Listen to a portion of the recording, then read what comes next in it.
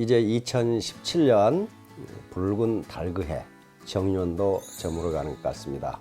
오늘은 이 자장격지에 대해서 말씀을 좀 드릴까 합니다. 자, 자장격지라는 말은 스스로 장수가 돼서 공격한다는 얘기입니다. 이 말은 이 좌구명이라는 사람이 쓴 춘추 좌전에 나오는 얘기로 왕이 직접 갑옷을 입고 장수가 돼서 적을 공격하는 그 고사에서 나온 얘기입니다. 그런데 왜 자장격지, 이 군대 용어를 쓰느냐 하는 건 문제인데요. 오늘날 비즈니스는 그야말로 피 흘리지 않은 전투입니다. 이 전투에서 지면은 많은 사람들이 비참하게 됩니다. 애터미 회원 모두가 장수가 돼서 시장을 공격해 나가야 됩니다. 그래서 애터미 회원 여러분은 근본적으로 리더입니다. 애터미는 상한선이 있기 때문에 자기부터 출발한다고 봐야 돼요. 왜 이게 중요하냐 하면은 이 자장격지라는 개념은 오늘날 독일군에서 나온 임무형 지휘와 같은 개념입니다. 19세기 초에 독일은 나폴레옹 전쟁에서 나폴레옹 군에게 처참하게 패배합니다. 전쟁이 끝난 후에 독일은 왜 전쟁에서 패배했는가를 분석하면서 나온 결론이 뭐냐 하면은 현장 지휘관들이 자주성을 갖지 못하고 융통성이 없고 창의성이 없었다는 거예요. 왜 그러냐? 중앙에서 계속 지시한 대로만 행동을 했어요. 그러다 보니까 전투 현장이라는 게 변화무쌍한데 그 변화무쌍한 현장에 적응하지 못하고 현장을 알지도 못하는 중앙에서 계속 지시한 대로만 하다 보니 나폴레옹 군에게 대패하게 된 거예요. 그때부터 독일은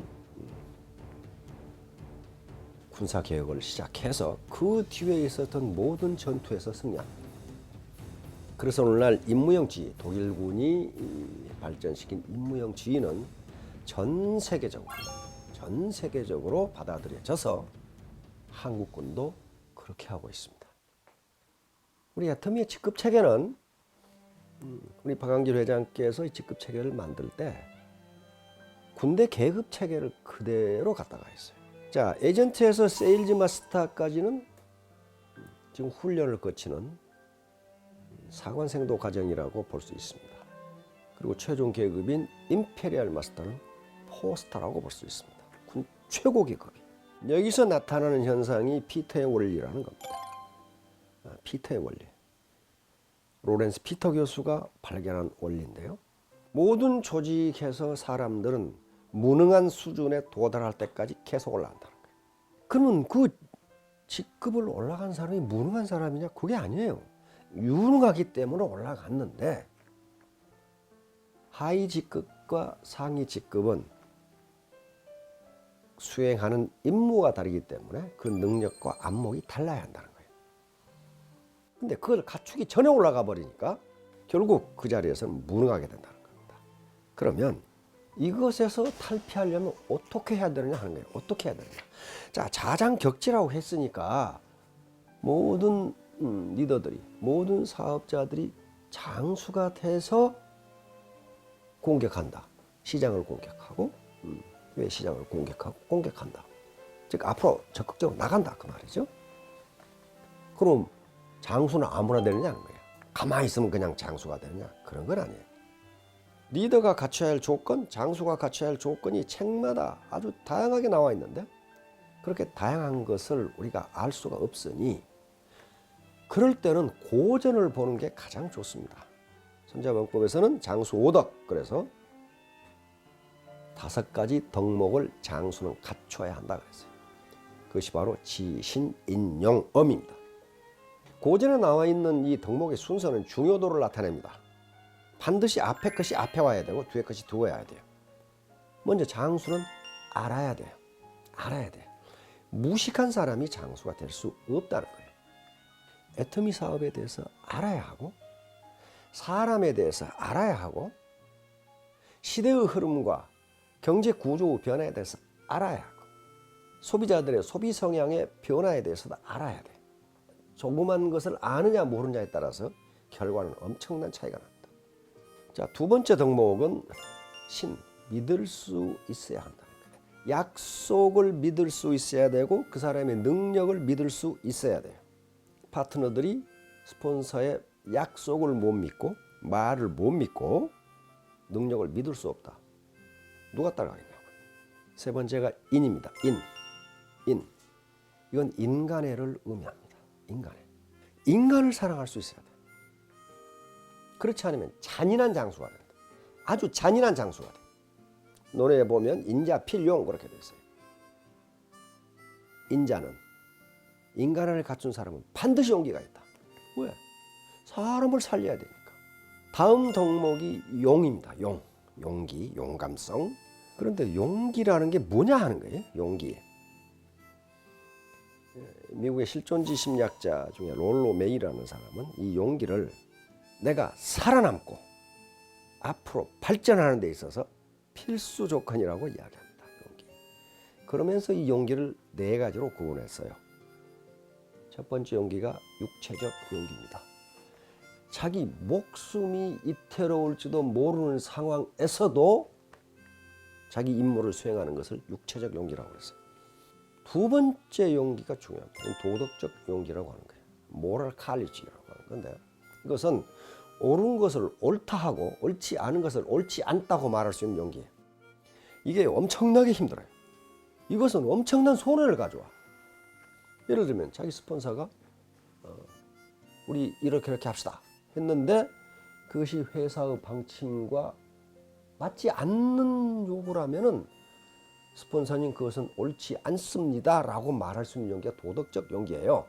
그런데 이 도덕적 용기를 왜 강조하느냐면 이게 도덕적 용기가 없이 그 집단이 비도덕적으로 가버리면 그 집단 전체가 망한다는 거예요. 그 다음 세 번째 용기가 사회적 용기입니다. 소셜 칼리지라고 하는 건데요. 이것은 친하지 않은 사람과도 친하게 지낼 수 있는 용기예요. 이건 네트워크 사업자들이 굉장히 중요합니다. 처음 보는 생소한 사람과도 친밀하게 지낼 수 있는 용기. 이걸 사회적 용기라고 했습니다. 이게 우리가 리크루팅하고 사업을 펼쳐나가는 데 있어서 굉장히 중요하다. 마지막으로 창조적 용기, 크리에이티브 칼리지라고 했는데요.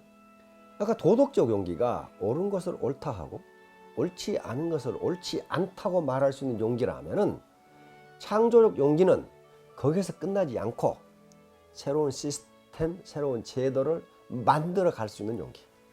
우리 센터는 이렇게 해나갑시다. 회사에서 하라고 하는 원칙을 이렇게 지켜나갑시다. 이 시스템을 만들어내요.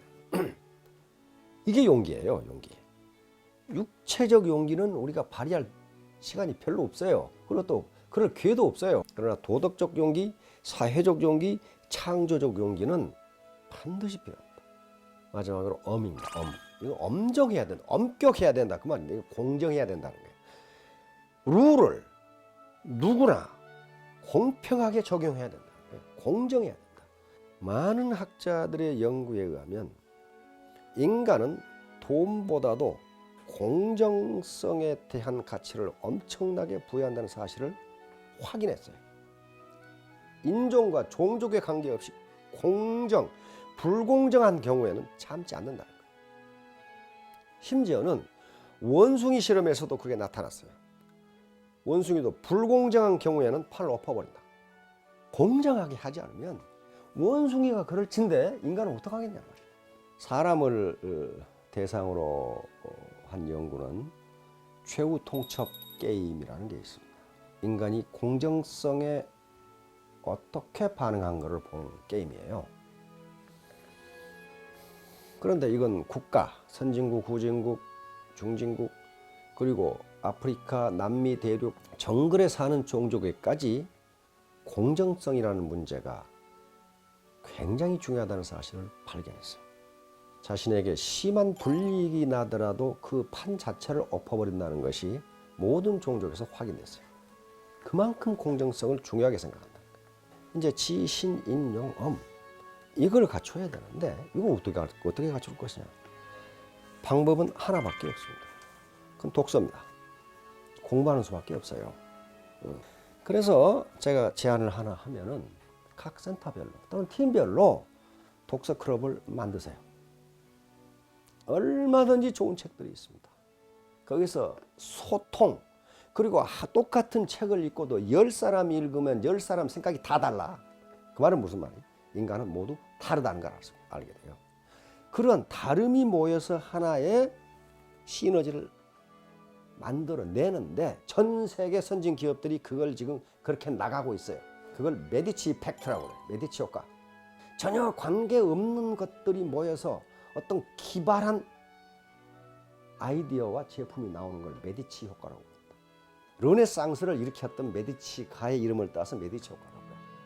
메디치 가문은 금융업으로 돈을 벌어가지고 화가, 조각가, 시인, 정치가, 예술가 다 불러 모아서 피렌체에 불러 모았는데 아무 상관도 없는 것 같은데 거기서 르네상스가 나온 거예요. 아무 상관도 없는 연결돼서. 그래서 선진 기업들이 추구하는 게 메디치 효과입니다. 예, 애터미 회원 여러분, 2017년 정유년 참 노고 많았습니다. 이제 한 달 남짓 남은 기간 동안에 풍성한 결실을 거두시기 바랍니다. 앞으로 오는 2018년 무술년에도 일치월장하시고 모두 목표로 하시는 바를 이루시기를 바랍니다. 경청해 주셔서 감사합니다.